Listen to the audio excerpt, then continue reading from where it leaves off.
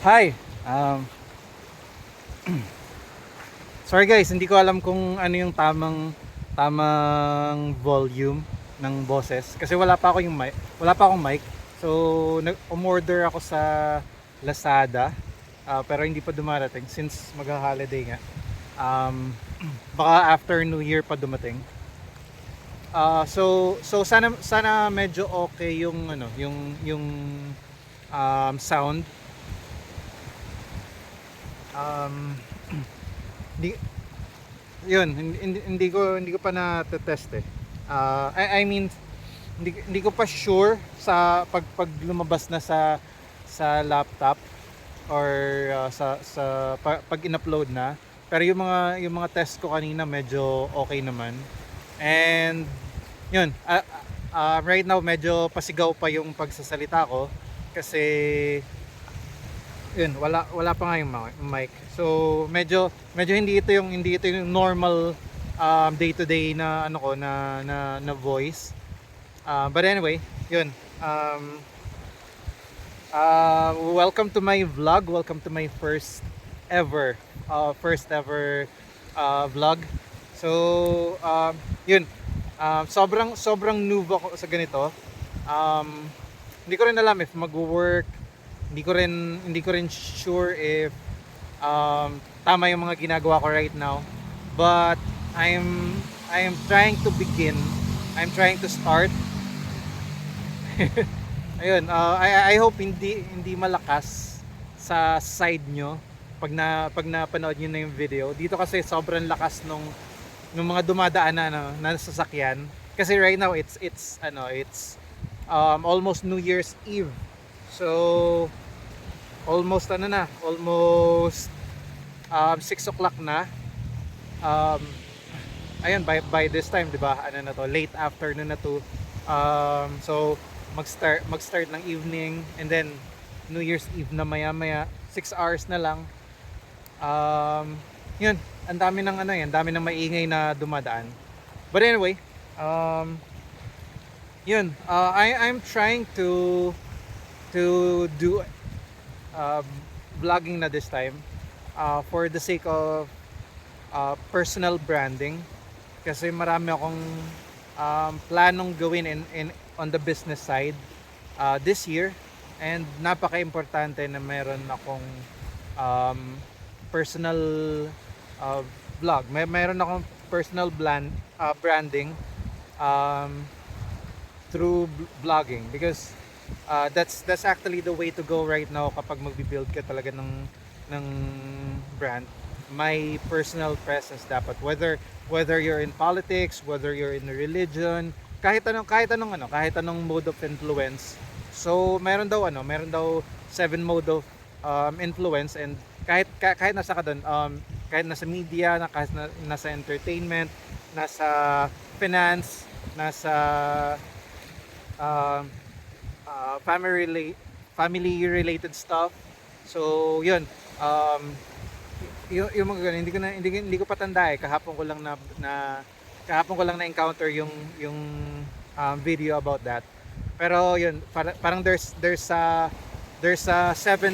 realms of influence, and across all those realms, um, ma- kailangan na talaga na mayroon kang kailangan na talaga mag-involve ka dun sa isang realm, which is media, and kailangan na talagang may brand ka, may sarili kang brand.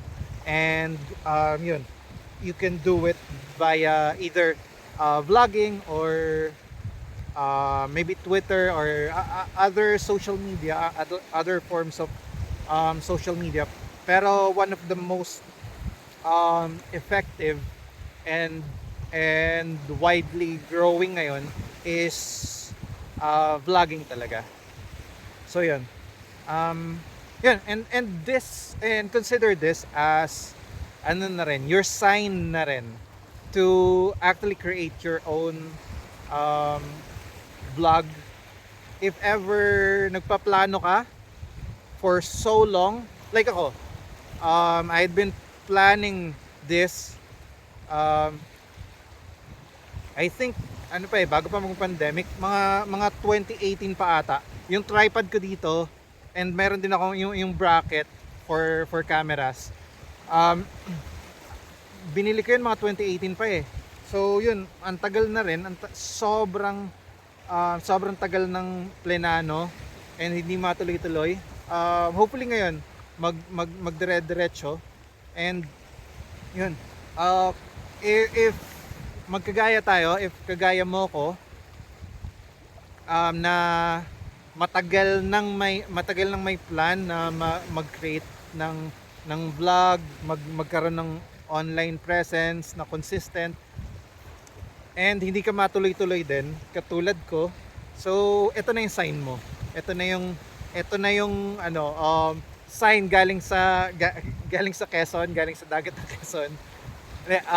Consider it a sign na rin from the universe din na eto na talaga yung time kung plinano mo na before or hindi mo pa na plano before but you're wondering kung dapat ba mag-vlog ka na or dapat ba magkaroon ka na ng online presence, then this is your moment of truth. So this is your opportunity and parang awakening na rin na oo, kailangan mo na talaga. Ito for me is that moment of truth na kailangan ko na talaga. One thing is because meron akong mga planong gawin ngayong year na to, na kailangan na ata talaga parang naisip ko na kailangan ko na ata talaga na magkaroon ng sarili kong brand. One of those things is one of those actually businesses. So yun, meron akong existing ngayon na clothing brand pero hindi namin ma-push kasi hindi pa rin kami marunong nung partner ko, nung business partner and best friend ko rin. So may clothing brand na kami even before pandemic pa. Pero yun na nag-stop lang during the pandemic. And then right now nakahanap kami ng ibang after the pandemic nakahanap kami ng ibang mode of income stream. So siya nasa insurance siya, one of the top insurance advice ano ba tawag doon? FA, financial advisors. I think insurance broker din. Parang mas gusto kong tawagin insurance broker. Parang I think mas malaki yung scope niya ngayon kaysa sa just being a insurance or a financial advisor. So he's leading a team now and yun, medyo naging okay and ako naman nasa Web3, GameFi, crypto space ako, which is medyo rewarding na rin ngayon yung nakukuha kong income stream doon. Though may LPG business pa ako, pero right now in side to side comparison when it comes to yung stress ng pag LPG at saka yung physical effort, yung stress in comparison with the income, hindi na ganoon ka balance, hindi na ganoon ka rewarding siya in comparison with the other one, which is nasa crypto projects, tas community management, consultancy. So medyo mas rewarding siya. Actually, parang 5 times na less work pero 5 times na more yung rewards. Parang ganun. Parang mas malaki yung reward ng 5 times. So ngayon medyo nagiging okay na yung nagiging okay na yung mga ginagawa namin. Na sidetrack na from the clothing brand. Pero right now kasi medyo mas nagiging madali nagiging madali yung pag-create ng clothing brand ngayon. So I'm hoping na ma-revive namin yung clothing brand namin. Ito nga pala. So this one is one of the para prototype designs na ginawa namin dun sa clothing brand na yon.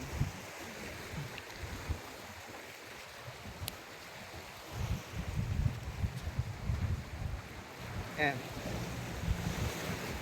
hopefully hindi nag-darken yung ano yung kasi medyo against the light ata. Hindi ko rin sure. Um, pero yun isa yung clothing brand. Um, Another one is yung yung beard grower. So ngayon nagpapa-formulate ako ng beard grower na na serum at saka ng roll-on at saka ng spray. So yun sa mga gustong magpatubo ng balbas kagaya ng pagpapatubo ko. So ako ng ibang brand. Pero right now gusto ko na gusto ko nang mag-venture ng sarili kong brand. So that's why ito yung isa sa pinakang significant na gagawin ko within this 2024. That's why vlog din ako. Pero even if walang ganun, even if wala pa kayong mga business na ginagawa, I think maganda rin na you have something to start with. I mean with at least makapag-vlog kayo para masanay na rin kayo kung paano ginagawa siya, kung paano kasi the thing is kung later pa kayo mag-start, pabago-bago yung algorithm ng TikTok, ng FB, ng Instagram, even ng YouTube. So sobrang dynamic ng growth ng mga platform na yan, and ang hirap mag-keep up. So kung iintayin nyo pa yung time na may business na kayo or may upcoming business kayo bago kayo mag-vlog, I think mangangaparin kayo. You will end up na maggagastos pa kayo na malaki para kumuha ng mga vlogger na mag-hype or mag-promote ng mga product nyo, instead of you doing it. Take it with let's say yung mga vlogger na kilala nyo, Kong, sina Janela, sino pa ba? Yun, sina V, sina Kong, sina Donalyn Bartolome. Nag-start lang naman sila ng vlogging without parang entertainment lang, or usually mga trip lang din, testing the waters. Tapos ngayon ngayon may mga brand na silang dinadala. So ayun, sina Kat Ray din pala, sina Kat Melendez, yun. So basically ngayon may mga sariling brands na rin, and nag-start lang din sila, walang brand, walang business na pinaplano, or walang business pipeline na tinatawag. Lang talaga, purely vlogging lang talaga. And I think mas safe yung route na ganun, kasi kapag ginawa mo siya kapag nagbe-business ka na and hindi mo alam kung paano gagawin, and usually may constant pressure din to make it, to have an ROI na rin agad-agad.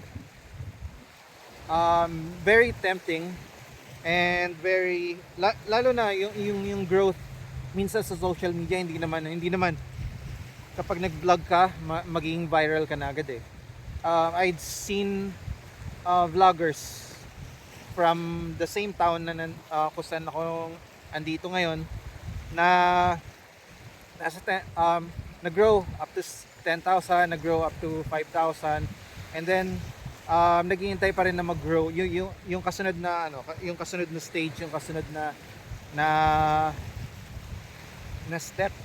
um, and it's been a year now. It's been like um, yung isa yung nasa 10,000, which is I consider a mentor. I consider a very very smart and um, sobrang bait na tao. Sobrang um, deserve talaga mag-grow yung ano niya, yung vlog niya, yung channel niya. Pero at the moment, stuck with a certain bracket ng growth. And yun, dumarating talaga ata yung time na ganun. So kung may business ka and ina-expect mo na yung vlog yung makakatulong sa business mo, um, medyo medyo mahirap maipit dun sa pressure na may business ka na tapos nag-start ka pala mag-vlog. Mas maganda kung mag-start ka na ng vlog ngayon. So that's why yun din yung ginagawa ko. So I'm trying to preach, and then I'm trying to also practice what I preach right now, because may mga upcoming business ako. Walang pressure dun walang pressure dun sa clothing brand, kasi right now talaga yun kino-consider namin na passion project talaga yun. So ginagawa lang talaga namin dahil sobrang gusto. Parang nung mga bata pa kami, during high school days, gusto talaga nangangarap talaga kaming magkaroon ng sarili naming clothing brand, kahit hindi kumita. Right now yung usap namin nung nag-start kami, kahit hindi talaga kumita, gusto talaga namin ituloy. Gusto talaga namin maranasan yung pakaramdam na mayroon kaming sariling nire-rep na parang nire-represent na sarili naming style, sarili naming clothing, yung ganun. And actually right now yun, masaya kami for having experienced that. Nakabawi naman kami doon sa ginamit naming money para mag-put up para bumili ng mga equipment, para bumili ng mga tools. So yun. And I hope hindi madilim right now, kasi I mean sa video, kasi medyo madilim na dito in real life yun. Anyway, yun, may mga iba pa akong projects, like in Web3 and crypto. I have two projects. May fintech project ako, may agri project ako. So basically mga business na plano kong start. So nasa strategy and ideation stage na kami. Tapos mayroon din akong isang project na kung saan nasa medyo mataas na role, director for operations ako ng isang startup na robotics company. So yun, ano pa lang din medyo early stages pa yung usapan, wala pa akong napipirmahan, pero it's a very promising project and promising din yung role. So yun, ang daming naka-open up na opportunities for 2024 for me. So I think tama lang talaga for me na mag-vlog. Pero at the same time iniisip ko parang I should have done this last year pa. Or actually parang ngayon nagwo-wonder ako, parang yung mga tinitingnan ko mga vlogger, nag-start sila after the pandemic lang. Ako I'd been trying to do vlogging na even before pa, mga 2 years pa before that. And ngayon parang sobrang rewarding na on their side yung ginagawa nila. So parang na rin yun, parang rude awakening na rin yun para sa akin na kailangan na talaga. And also yun, since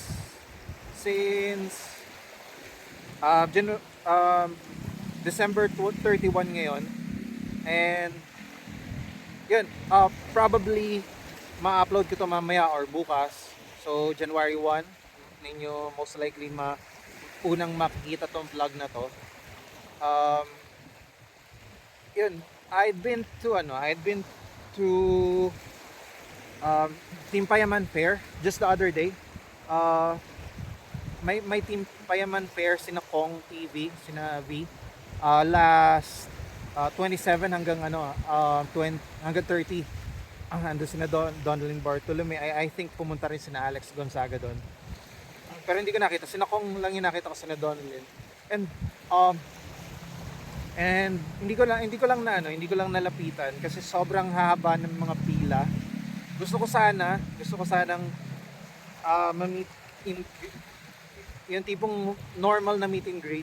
Pero hindi ko nagawa kasi nga sobrang haba ng pila. And I was there for um I was there for Cosmatsuri, so cosplay event.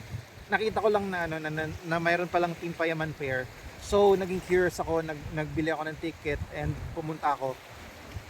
But eventually, yung intention ko is para makita si Nakong and to see kung alam mo yun, parang to I was hoping na parang marirealize ko kung gaano ko kagusto na mag-vlog, or alam mo yun, parang gusto kong makita kung is this, gusto ko ma-realize if it's really something for normal people na syempre pag mag-start tayo ng vlog, ang una natin naisip yung mga insecurities natin, at saka yung mga luck natin, hindi natin alam kung paano, hindi natin alam kung ano yung mga gagawin, kung ano yung sasabihin. Pero gusto ko makita kung hindi ko ma-explain ngayon pero may something na gusto ko makita na hopefully ma-realize ko kung talagang gusto ko talaga mag-vlog, kung talagang gusto ko to. And yun, turned out na parang kung na-meet mo nun sina Kong, sina Donalyn, parang sobrang mga simpleng tao lang din. And I think nag-grow lang talaga because they are able to execute with consistency sa ginagawa nila. So yun, I was hoping na magawa ko rin. And yun, right now I'll be vlogging on a day-to-day basis for a year. So that's the commitment I wanted to do. So after a year, hindi ko pa alam yung gagawin ko, if day-to-day pa rin or every other day or week-to-week. Pero dire-diretso na yun. Right now, it's not because gusto ko lang mag-vlog. Para sa akin, it's a must thing to do for me. Maraming naka hang in the balance na mga gagawin ko sa 2024 na kailangan ko talaga ng vlog para magamit ko yung vlog para doon sa mga gagawin ko. But at the same time, andun din, ganun na rin yung trajectory ng mga businesses ngayon. So parang either way na tingnan ko, which is iano ko pala sa mga kasunod na vlog, ida-dissect ko kung bakit kailangan na mag-vlog, kung bakit kailangan nang mag-create ng mga personal brand, yung mga ganoon. Kung bakit ganoon na yung trend, kung bakit ganoon na yung trajectory ng business, ng economics, ng social media economics right now. Yun, yung mga ganong stuff. Hello po. Nag-ano na po. Nalalaman na yung may tao na, sabi ko tao na. Nag-ano lang po, nagbi-video, nagbo-vlog. Ay, maganda sana kung may mga palakaya dyan, ay maganda pa. Oo nga po. Ang dilim na nga po. Ay, gawin ninyo yung kami naman na yung mga resident, mga rito. Pagka yung marami na rito yung mga illegal yung malalaki, punan ninyo. Opo. para mayroon tayong mga ebidensya na mapakita natin sa Madla na yung palang karagatan ng Quezon Kalawag ay talagang napanag ang mga illegal na malalaking palakaya. Yan ang kalaban natin. Tumawag kayo sa akin. Ay ito, paliliit yan, yung mga maliliit na mangisda yan. Yan, ilaw na yan. Okay. Sige, kaibigan. Sige po. Ayun. May mga dumaan mga farmers. Sorry, mga fisherman pala. Yun, farming kasi yung ano, island kasi to. So, may mga dumang ano, fisherman ata or farmers. Hindi ko sure eh. Pero yun, it's either yung mga locals kasi dito, either especially nasa barangay kasi to. Hindi nasa main town, hindi nasa bayan mismo. So, yun, it's either farmer or fisherman yung mga nandito. Yun. Pero anyway, yun. Medyo madilim na and maybe sometime i-discuss ko kung ano yung mga kung ano yung mga consideration ko kung bakit importante talaga. Let's dissect that in the future. And also gusto ko ring i-consider niyo yung sinasabi ko ngayon na mag-vlog din kayo. Baka kasi hindi ito para sa akin, pero baka kasi dumating yung point na ako pala yung parang ako yung naging inspiration, or ako yung nag-push sa inyo para gawin niyo na yung mga gusto niyo gawin sa vlogging, or para ma-reach niyo yung kung ano man yung gusto niyo ma-reach after nyong mag-vlog. So yun yung hope ko na kahit hindi maging successful yung vlog, kasi kahit at the end of the day parang maraming opportunities na pwede akong puntahan, hindi lang sa entertainment, na katulad ng ibang mga vlogger na gumagawa ng mga skits, gumagawa ng mga prank. So I'm more of execution, business side. So this might be a practice na day-to-day vlogging, but in the future maybe yung vlog ko would turn into self-help or business, finance vlog. So hindi ko rin sure, pero I'm hoping na itong start na to maging sign din para sa iba, or spark para sa iba, para mag-start din sila. Mag-start din kayo. Ayun guys. See you tomorrow. May vlog ako ulit tomorrow, and it's gonna be something na definitely try kong mag-develop ng something na makakatulong talaga sa inyo. Yun. Thank you and Happy New Year.